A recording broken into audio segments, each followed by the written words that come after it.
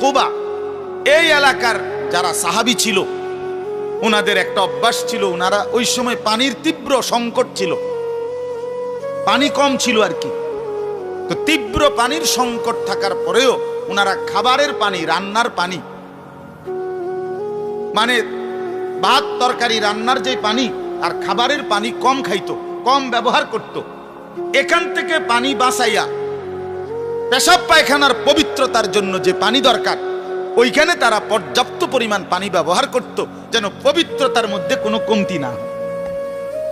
আল্লাহর কসম, এই কথাইটা, তাদের এই আখলাক আচরণটা আল্লাহ এত পছন্দ করছে, কোরআন শরীফের আয়াত নাজিল করে ডাইরেক্ট তাদের প্রশংসায় আল্লাহ বলছে ফিহি রিজালুন, আপনার সাহাবীদের মধ্যে কিছু লোক এমন আছে আমি দেখতেছি ইউহিব্বুনা আন ইয়াতাতাহহারু, যারা ভালোভাবে পবিত্রতা অর্জন করাটাকে খুব পছন্দ করে।